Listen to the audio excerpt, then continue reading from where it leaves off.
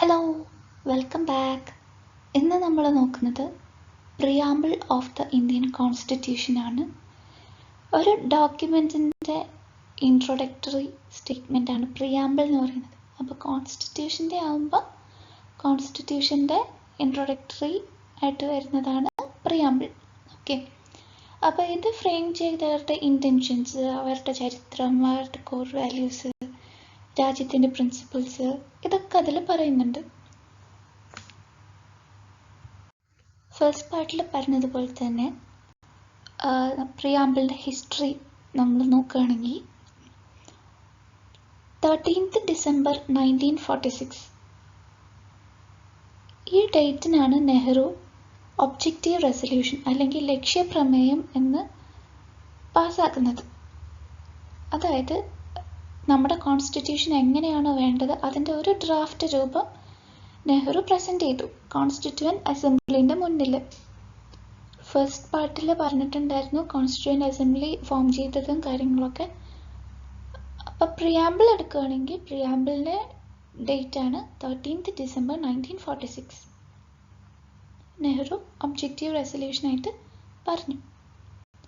പിന്നീട് ഇത് constituent assembly adopt ചെയ്യുന്നത് നെക്സ്റ്റ് ഇയർ, അതായത് 22nd January 1947 ഓക്കെ, പിന്നെ നമ്മുടെ പ്രിയാമ്പിളിൻ്റെ അകത്ത് ഒരു ഡേറ്റ് കൊടുത്തിട്ടുണ്ട്.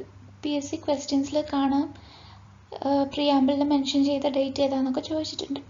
അപ്പോൾ ആ ഡേറ്റാണ് 26th November 1949. നമ്മുടെ നിയമദിനം അല്ലെങ്കിൽ കോൺസ്റ്റിറ്റ്യൂഷൻ ഡേ ആയിട്ട് ആചരിക്കുന്ന 26th November ആണ് പ്രിയാമ്പിൾ ഡേറ്റ് 1949. അപ്പോൾ ഈ 3 ഡേറ്റും ഇമ്പോർട്ടൻ്റ് ആയിട്ട് ഓർത്തിരിക്കുക. പ്രിയാമ്പിളിൽ 4 ഐഡിയാസ് പ്രസൻറ്റ് ചെയ്യുന്നുണ്ട്. മെയിനായിട്ട് ഫസ്റ്റ് തിങ് സോഴ്സ്, പിന്നെ നേച്ചർ, പിന്നെ അതിൻ്റെ ഒബ്ജക്റ്റീവ്, പിന്നെ അതിൽ വരുന്ന ഡേറ്റ്. ഈ 4 കാര്യങ്ങളാണ് പ്രിയാമ്പിളിൽ മെയിനായിട്ടുള്ള ഐഡിയാസ്. അപ്പോൾ ഇതിൽ സോഴ്സ് എന്ന് പറയുന്നത് പീപ്പിളാണ്, ഇന്ത്യൻ പീപ്പിൾ. ഓക്കെ, അപ്പോൾ പ്രിയാമ്പിൾ സ്റ്റാർട്ട് ചെയ്യുന്നത് തന്നെ we the people of India എന്ന് പറഞ്ഞിട്ടാണ്. ഇതും ഒരു PSC ക്വസ്റ്റ്യൻ ആയിരുന്നു. അപ്പോൾ ഇത് നോട്ട് ചെയ്ത് വയ്ക്കുക, we the people of India എന്ന് പറഞ്ഞിട്ടാണ് സ്റ്റാർട്ട് ചെയ്യുന്നത്. അപ്പം പ്രിയാമ്പിളിൻ്റെ സോഴ്സ് എന്ന് പറയുന്നത് പീപ്പിളാണ്. ഓക്കെ, പിന്നെ നെക്സ്റ്റ് നേച്ചറിൽ പറയുന്നത് sovereign, socialist, secular, democratic, republic. ഈ 5 വേർഡ്സും ഓർത്തിരിക്കുക. ഇതിൽ പെടാത്തത് ഏതാന്ന് പറഞ്ഞിട്ടും ഒരു PSC ക്വസ്റ്റ്യൻ ഉണ്ടായിരുന്നു. Sovereign, socialist, secular, democratic, republic. Sovereign, socialist, secular, democratic and republic. Okay, പിന്നെ സ്റ്റേറ്റ്മെൻറ്റ് ആൻഡ് ഒബ്ജക്റ്റീവ്, മൂന്നാമത്തേതായ ഒബ്ജക്റ്റീവ്. ഇതിൽ ഒബ്ജക്റ്റീവ് എന്ന് പറഞ്ഞാൽ justice, liberty, equality to all citizens and promote fraternity to maintain unity and integrity of the nation. ഇതിൽ മെയിനായിട്ട് ഇത്രയും length ആയിട്ട് പഠിക്കേണ്ട, അതിൽ വരുന്ന കോർ വേർഡ്സ് എന്തൊക്കെയാണെന്ന് പറഞ്ഞാൽ justice, liberty, equality, fraternity. Okay, പിന്നെ അതിൽ വരുന്ന ഡേറ്റ് ആണ് 26th November 1949. അത് അതിൻ്റെ അകത്ത് പറഞ്ഞിരിക്കുന്ന ഡേറ്റ്. നെക്സ്റ്റ് നോക്കുകയാണെങ്കിൽ പ്രിയാമ്പിളിൽ വരുന്ന അമെൻമെൻറ്റ്സ് ആണ്. അതായത് പ്രിയാമ്പിൾ ഒറ്റ തവണ മാത്രമേ അമെൻഡ് ചെയ്തിട്ടുള്ളൂ, മാറ്റിയിട്ടുള്ളൂ. അതായത് 26th November 1949. Okay, 26th November 1949 article 368 പ്രകാരം, ആർട്ടിക്കിൾ 368 എന്ന് പറയുന്നത് പാർലമെൻറ്റിൻ്റെ പവറിനെ കുറിച്ച് പറയുന്ന ആർട്ടിക്കിളാണ്, ആർട്ടിക്കിൾ 368. അപ്പം അതിൽ പറഞ്ഞത് പ്രകാരം ഈ പ്രിയാമ്പിളിൽ മാറ്റം വരുത്താൻ ആർക്കേ അവകാശമുള്ളൂ? പാർലമെൻറ്റിന് മാത്രമേ അവകാശമുള്ളൂ. അപ്പോൾ ഈ പാർലമെൻറ്റ് കാരണം മാറ്റിയ ഡേറ്റാണ്, പ്രിയാമ്പിൾ അമെൻഡ് ചെയ്ത ഡേറ്റാണ് 26th November 1949. ഇതിൽ മെയിനായിട്ട് മാറ്റിയത് ഏതാന്ന് വെച്ചാൽ സോഷ്യലിസ്റ്റ്, സെക്യുലർ, ഈ 2 വാക്കുകൾ. ഓക്കെ, സോഷ്യലിസ്റ്റ്, സെക്യുലർ, ഈ 2 വാക്കുകൾ കൂട്ടിച്ചേർത്തു. അതായത് മഹാത്മാഗാന്ധിൻ്റെയും ജവഹർലാൽ നെഹ്റുവിൻ്റെയും പ്രിൻസിപ്പിൾസിനെ അടിസ്ഥാനമാക്കിയിട്ട് സോഷ്യലിസ്റ്റ്, സെക്യുലർ എന്ന വാക്ക് ആഡ് ചെയ്തു. അതാണ് സോവറിൻ്റെയും ഡെമോക്രാറ്റിക്കിൻ്റെയും നടുവിലായിട്ടാണ് ഈ രണ്ട് വാക്കുകൾ ചേർത്തിരിക്കുന്നത്. ഇവിടെ ബോൾഡായിട്ട് കാണിച്ചിട്ടുണ്ട്. സോവറിൻ്റെയും ഡെമോക്രാറ്റിക്കിൻ്റെയും ഇടയിലായിട്ടാണ് രണ്ട് വാക്കുകളായ സോഷ്യലിസ്റ്റ് ആൻഡ് സെക്യുലർ ആഡ് ചെയ്തിരിക്കുന്നത്. അതൊന്ന്. പിന്നെ നെക്സ്റ്റ് ഇൻറ്റഗ്രിറ്റി. ഇൻറ്റഗ്രിറ്റി എന്നുള്ള വാക്കും കൂടി അതിൻ്റെ അകത്ത് ഇൻക്ലൂഡ് ചെയ്തിട്ടുണ്ട്. അതായത് എവിടെയാണെന്ന് വെച്ചാൽ നമ്മൾ നേരത്തെ പറഞ്ഞ maintain unity and integrity of the nation എന്ന് പറഞ്ഞിട്ടില്ലേ, അതിൻ്റെ അകത്തുള്ള യൂണിറ്റി കഴിഞ്ഞിട്ട് ആദ്യം യൂണിറ്റി ഓഫ് ദ നേഷൻ ആയിരുന്നു, പിന്നീട് അത് unity and integrity of the nation എന്നാക്കി. അപ്പോൾ ഓർത്തിരിക്കുക, അമെൻമെൻറ്റ് പ്രകാരം 3 വേർഡ്സ് ആണ് ഇൻക്ലൂഡ് ചെയ്തിട്ടുള്ളത്: socialist, secular and integrity. Article 368 പ്രകാരം നവംബർ 26, 1949 ആർട്ടിക്കിൾ 368 പ്രകാരം ആദ്യമായിട്ട് പ്രിയാമ്പിൾ അമെൻഡ് ചെയ്തു. അമെൻഡ് ചെയ്തതിന് ശേഷം 3 വേർഡ്സ് അതിൻ്റെ അകത്ത് ഇൻക്ലൂഡ് ചെയ്തു: സോഷ്യലിസ്റ്റ്, സെക്യുലർ ആൻഡ് ഇൻറ്റഗ്രിറ്റി. പിന്നെ വേറെ ഒന്നെന്ന് വെച്ചാൽ ഈ പ്രിയാമ്പിളിൽ ലിബർട്ടി, ഈക്വാലിറ്റി ആൻഡ് ഫ്രറ്റേണിറ്റി എന്ന് പറഞ്ഞു അതിൻ്റെ ഒബ്ജക്റ്റീവായിട്ട് പറഞ്ഞില്ലേ. അപ്പോൾ ഈ 3 വേർഡ്സും എടുത്തിരിക്കുന്നത് ഫ്രഞ്ച് റെവല്യൂഷൻ്റെ മോട്ടോ ആണ്. ഈ 3 എണ്ണം ഫ്രാൻസിൽ നിന്ന് കടമെടുത്ത വാക്കാണ് ഇതൊക്കെ: liberty, equality and fraternity. Okay, പ്രിയാമ്പിളിൻ്റെ ഇതിൽ 3 കേസസ് അറൈസ് ചെയ്തിട്ടുണ്ട്. അതായത് ഫസ്റ്റ് കേസ് 1960 നടക്കുന്നത്, 1960 ബെറുബാറി കേസ്. ഇത് നമ്മുടെ പാകിസ്ഥാൻ വിഭജനത്തിൻ്റെ ടൈമിൽ സർ റാഡ്ക്ലിഫ് ആയിരുന്നു ഈ അതിർത്തി വരച്ചത്. അപ്പോൾ അവർക്ക് നിർബന്ധം ഉണ്ടായിരുന്നു, അതായത് ഇന്ത്യൻ്റെയും പാകിസ്ഥാൻ്റെയും ജോഗ്രഫി അറിയാത്ത ഒരാളായിരിക്കണം ഇത് വരയ്ക്കണമെന്ന്. കാരണം എന്താണെന്ന് വെച്ചാൽ അവിടെ പാർഷ്യാലിറ്റി വരുന്നത് കൊണ്ടാണ് അങ്ങനെ ഇതാക്കിയത്. അപ്പോൾ സർ റാഡ്ക്ലിഫിന് ജോഗ്രഫി അങ്ങനെ അറിയില്ലായിരുന്നു. സോ അദ്ദേഹം വരച്ച ടൈമിൽ ബെറുബാറി എന്ന് പറയുന്ന സ്ഥലം ഇതിൻ്റെ അകത്ത് ഒഫീഷ്യലി റെക്കോർഡ് ചെയ്തിട്ടുണ്ടായിരുന്നില്ല. അപ്പം അതുകൊണ്ട് പാകിസ്ഥാൻ നൽകിയ ഒരു കേസാണ് പിന്നെ ബെറുബാറി കേസ് 1960. ഇതിൽ ആദ്യമായിട്ട് സുപ്രീം കോടതി ജുഡീഷ്യൽ ആക്ടിവിസം ഉപയോഗപ്പെടുത്തിയ കേസാണ്. Judicial activism. അങ്ങനെ സുപ്രീം കോടതിൻ്റെ വിധി വന്നു.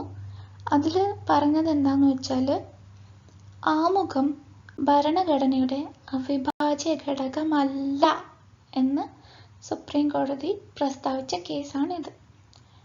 ആമുഖം ഭരണഘടനയുടെ അവിഭാജ്യ ഘടകമല്ല എന്ന് സുപ്രീം കോടതി പ്രസ്താവിച്ച കേസാണ്. ഇംഗ്ലീഷിൽ പറയുകയാണെങ്കിൽ preamble is the key to open the mind of the markers, but it cannot be considered as a part of the constitution. Okay, അവിഭാജ്യ ഘടകമല്ല എന്ന് പറഞ്ഞത് ബെറുബാറി കേസിൽ 1960. ഓക്കെ, ഇനി രണ്ടാമത്തെ കേസ് എന്ന് പറയുന്നത് Kesavananda Bharati versus state of Kerala. നമ്മുടെ കേരളമായിട്ട് ബന്ധപ്പെട്ടുള്ള കേസാണ്.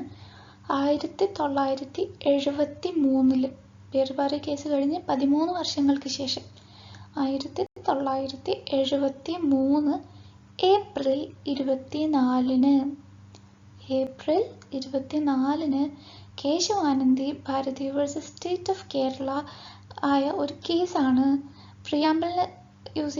പ്രിയാമ്പിളുമായിട്ട് ബന്ധപ്പെട്ടുള്ള ഒരു കേസാണ് Kesavananda Bharati versus state of Kerala. ഇതിനെ ഫണ്ടമെന്റൽ റൈറ്റ്സ് കേസ് എന്നും പറയുന്നു. അതായത് ഇടനീർ മഠത്തിലെ കാസർഗോഡിലെ മഠത്തിലെ അധിപനായിരുന്നു കേശവാനന്ദ ഭാരതി. അപ്പം അന്ന് കേരള ലാൻഡ് റിഫോംസ് കൊണ്ടുവരുമായിരുന്നു. അതായത് നമ്മുടെ ലീഗലി ഉള്ള ലാൻഡ് വേറെ ആരെങ്കിലും കൈപ്പെടുത്തിയാൽ, അതായത് എന്താ പറയുക, എക്സ്ട്രാ ലാൻഡ്, നീതിപരമായിട്ടുള്ള ലാൻഡല്ല, എക്സ്ട്രാ ലാൻഡ് ആരെങ്കിലും പിടിച്ചെടുത്തിട്ടുണ്ടെങ്കിൽ അത് ഗവൺമെൻറ് ഏറ്റെടുത്തിട്ട് പാവപ്പെട്ടവർക്ക് വീതിച്ച് നൽകുക. ഇതായിരുന്നു ആ ലാൻഡ് റിഫോം വന്നത്. അപ്പോൾ ഈ ലാൻഡ് റിഫോം കേസിൽ കേശവാനന്ദ ഭാരതിയുടെ മഠവുമായിട്ട് ബന്ധപ്പെട്ട കുറച്ച് സ്ഥലങ്ങളുണ്ടായിരുന്നു. അപ്പോൾ ഇതിൽ അദ്ദേഹം കൊടുത്ത ഒരു ഫണ്ടമെൻ്റൽ റൈറ്റ്സ് യൂസ് ചെയ്തിട്ട് കൊടുത്ത ഒരു കേസാണ് ഇത്. 1973 കൊടുത്ത കേസാണ് ഇത്. അപ്പോൾ ഫണ്ടമെൻ്റൽ റൈറ്റ്സ് കേസ് എന്നും ഇതിൽ പറയുന്നു. ഏറ്റവും വലിയ ഭരണഘടനാ ബെഞ്ച് പുറപ്പെടുവിച്ച ഒരു കേസാണ് Kesavananda Bharati versus state of Kerala. അതായത് 13 ജസ്റ്റിസ് ഉണ്ടായിരുന്നു. 13 ജസ്റ്റിസ്, ഏറ്റവും കൂടുതൽ ബെഞ്ച് 13 ആണ്. 13. അതിൽ ചീഫ് ജസ്റ്റിസ് ആയിരുന്നു SM സിക്രി. അത് അത്ര ഇമ്പോർട്ടൻ്റ് അല്ല, ജസ്റ്റ് അറിയാൻ വേണ്ടി പറഞ്ഞതേ ഉള്ളൂ. SM സിക്രി 13 ജസ്റ്റിസുള്ള ഇൻക്ലൂഡ് ചെയ്തിട്ടുള്ള ഒരു കേസായിരുന്നു ഇത്. ഇതിൽ സുപ്രീം കോടതി വിധി വന്നപ്പം പറഞ്ഞത് എന്താന്ന് വെച്ചാൽ, ആമുഖം ഭരണഘടനയുടെ അവിഭാജ്യ ഘടകം ആണ് എന്നാണ് പറഞ്ഞത്. നേരത്തെ അവിഭാജ്യ ഘടകമല്ല എന്നായിരുന്നു ബേറുപാറി കേസിൽ. പക്ഷെ കേശവാനന്ദ ഭാരതി കേസിൽ വന്നപ്പം അത് അവിഭാജ്യ ഘടകമാണ് എന്ന് പ്രസ്താവിച്ചു. എന്നാൽ പിന്നെ ആർട്ടിക്കിൾ 368 പ്രകാരം നമുക്ക് വന്നത് പാർലമെന്റിന്റെ പവർ ഉപയോഗിച്ചിട്ട് പ്രിയാമ്പിളിൽ മാറ്റം വരുത്താൻ എന്നായിരുന്നു. പക്ഷേ വേറൊരു കാര്യം കൂടി പറഞ്ഞു.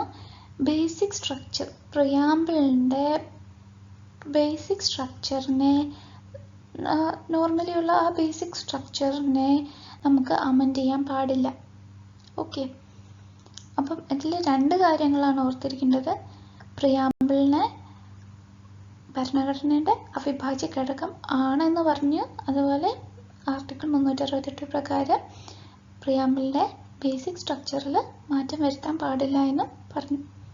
പിന്നെ വേറെ ഒരു കേസുണ്ട്. 3ാമത്തെ കേസ് എന്ന് പറഞ്ഞാൽ 1995 1995 union government versus LIC of India. Union ഗവൺമെൻറ്റും LIC ഓഫ് ഇന്ത്യയും തമ്മിൽ നടന്ന ഒരു കേസായിരുന്നു. ഇതിലും സുപ്രീം കോടതി പറഞ്ഞത് എന്താണെന്ന് വെച്ചാൽ, പ്രിയാമ്പിള് ഭരണഘടനയുടെ അവിഭാജ്യ ഘടകമാണെന്നാണ്. Preamble of the constitution will now be considered as part of the constitution എന്നാണ്. അത് കുറച്ചും കൂടി ഡീപ്പായിട്ട് സുപ്രീം കോടതി പറഞ്ഞിരിക്കുന്നു. അപ്പോൾ ഈ 3 കേസസാണ് നമ്മൾ ഓർത്തിരിക്കേണ്ടത്. 1 Berubari case 1960, 2 Kesavananda Bharati versus state of Kerala 1973 April 24, 3 union government versus LIC of India 1995. Okay, ഇതിൽ ഇനി എന്തെങ്കിലും നിങ്ങൾക്ക് ഡൗട്ടോ കാര്യങ്ങളോ എന്തെങ്കിലും ഉണ്ടെങ്കിൽ അത് കമൻറ്റ് ചെയ്യുക. Thank you for watching. Stay tuned.